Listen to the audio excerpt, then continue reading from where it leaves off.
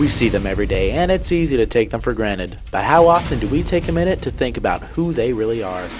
Milwaukee Fire Department Deputy Chief Michael Romas gave us, the first camera team to ever receive a complete tour of the building, an exclusive view. Milwaukee Fire Department, an inside look. I want to welcome everybody here. This is the quarters of Engine 2, the firehouse downtown on 7th and Wells. And if there is ever an incident at the Marquette campus, this unit, the engine and the truck, would be the first in units at Marquette for any type of fire or emergency incident. Okay, we're at the quarters of Engine 2 on 7th and Wells, and we're starting outside the building. This is pretty noticeable. It's our fallen firefighter memorial. It shows all the firefighters in the history of the City of Milwaukee Fire Department that have passed away in the line of duty. Their names are inscribed in this monument all the way around the base, and we had an artist was hired, and he made the statues of the bronzes of the firefighters' boots and coat and helmet and gloves. Whenever a Milwaukee firefighter passes away, in honor of them, we put this his equipment, his or her equipment, outside the firehouse, and a parade of fire engines drives by it. And that's what this looks like. That's why the artist has this bronze sculpture the way it is. The quarters of Engine 2, which is the closest firehouse to the Marquette campus, houses many different pieces of equipment. Most firehouses in the city don't just have one piece of equipment in them. Most have multiple pieces. This is the largest firehouse in the city, and because of that, we have a lot of room and a lot of different pieces of equipment.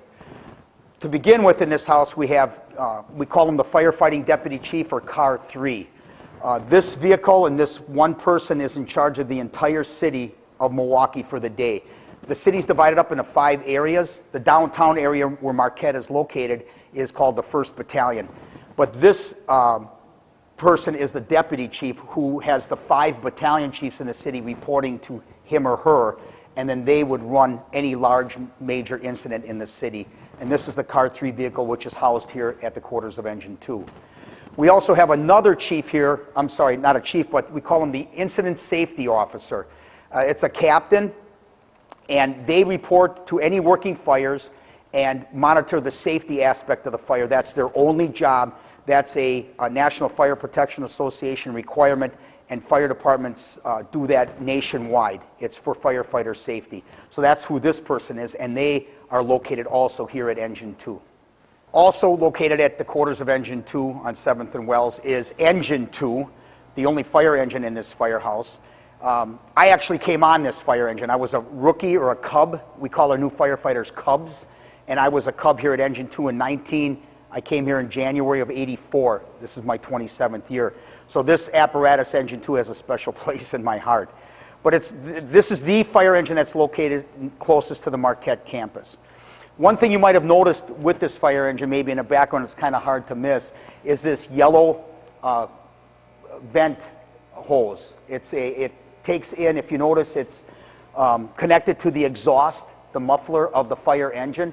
And when the engine starts up, it stays in place, and then it sucks up the diesel fumes and exits them out of the roof so that firefighters don't have to breathe the fumes.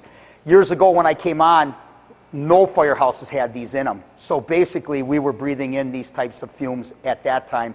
But now with the rise of safety in the fire service and things like that, and lots of studies that have been done, it's obvious that diesel exhaust or gasoline exhaust is not good, especially in close quarters like a firehouse. So that's hence we have the exhaust system.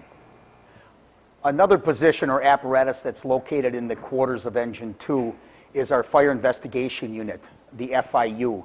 And that person responds to working fires where there's a great dollar loss or the loss of life. And they assist the Milwaukee Police Department. They work as a team, and they determine how the fire started, where it started, and maybe who caused it, to try to put those types of people behind bars before they can do it again. Another unit that we have here in quarters is, because it's so big, we keep spare apparatus here. This is a spare paramedic unit that would be used in case one of the other paramedic units breaks down. They would find out, they're strategically placed around the city, and when they need one, they would come here because they know it was here, and they would come and get it and switch out or take their equipment off their old unit and put it on this one, and then they would be able to go. Another vehicle that we have in the quarters of Engine 2 is the TEMS vehicle, which stands for Tactical EMS, Emergency Medical System. We work in conjunction with the police department.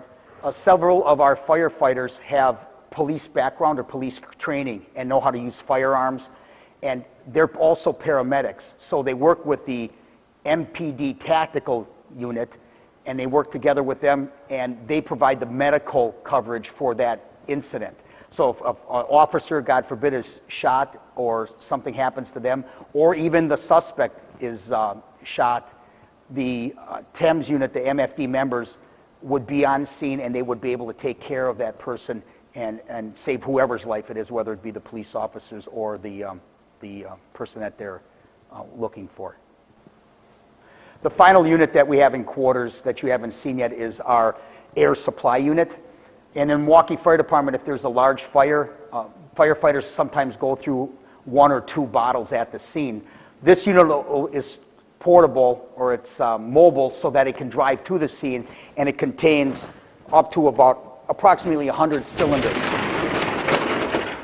In a compartment, all these cylinders are full, and on scene, the drivers or heavy equipment operators would change out the bottles. The empty ones would come here, the full ones would be taken, and we would replenish air supply on scene.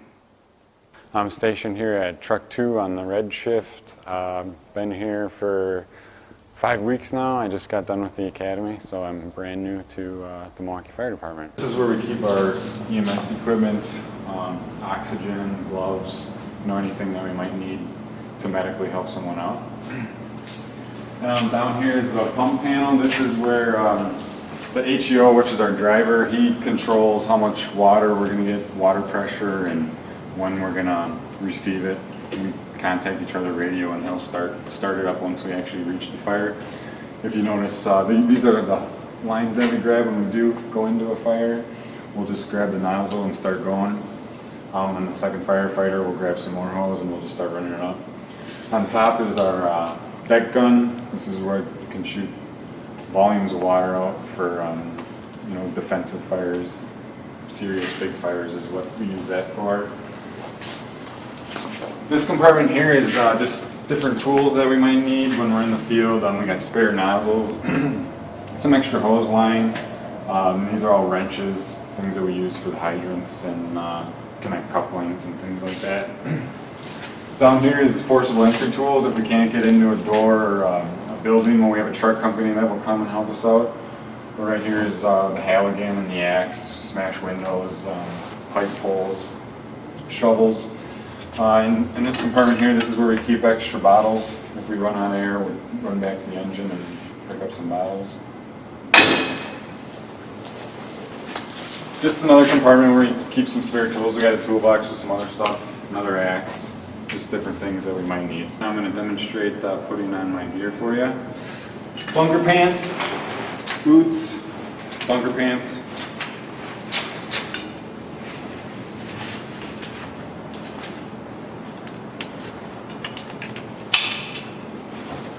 Jacket.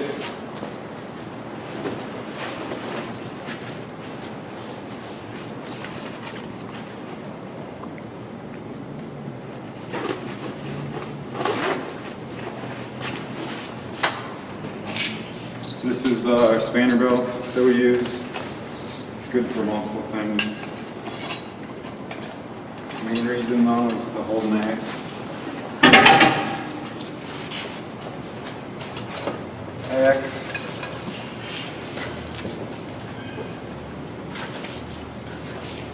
Hood.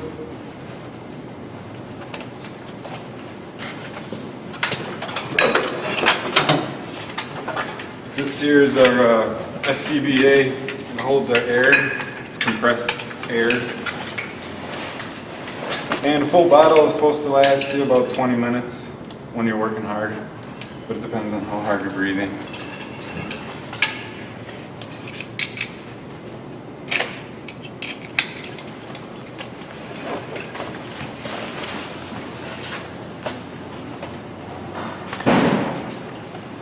This here is our mask.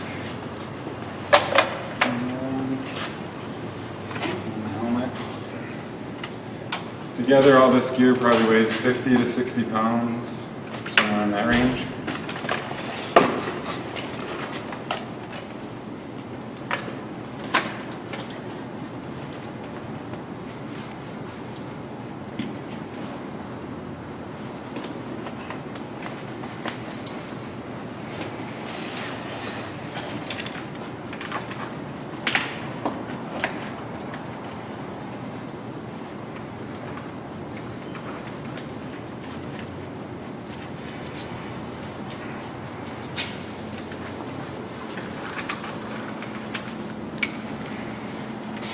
All right.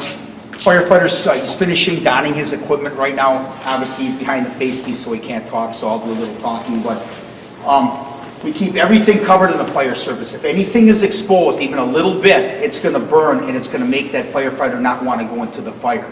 So as you can see, we preach to the new firefighters and the old ones, anybody, that we have to be completely packaged up.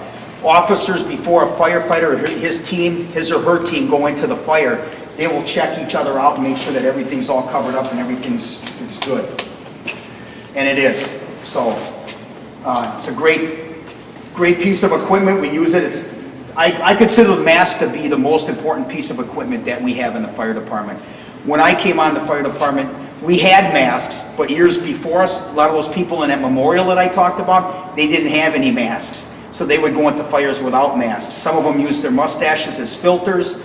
That's why firefighters back then had larger mustaches. They used them as like a filter or a barrier. That's all they had. We experimented with masks over the years. Some of them were canister masks where you'd pull a tab off the bottom and then the air would come in, but the air only had a certain amount of oxygen in it. It was very low, and that caused problems for firefighters too. So today, equipment is way advanced, apparatus is advanced, and we've come a long way in the fire service in the last 25, 30 years. It's been like light years. So that's what this looks like. This is fire resistant. Nothing on this planet is fireproof. Everything will burn if it gets hot enough, long enough. And this, we can't just stand up and walk into fires like you see in the movies, like Backdraft and all those things. That just isn't true. If you take a camera in a Backdraft movie and pan it up, there was no ceiling there. Because if you go into an environment where there's a real fire, the smoke hangs low and you can't see. You're just going by feel and hearing, and that's all you have. Those are the two senses you use the most. So it's completely covered up. He's not fireproof, he's fire resistant, so a lot of times we spend time on our knees or our bellies trying to get underneath the fire where it's the coolest, and we'll go in and extinguish the fire. At Marquette, dormitory fires are a big thing in the country, and you would think because a dormitory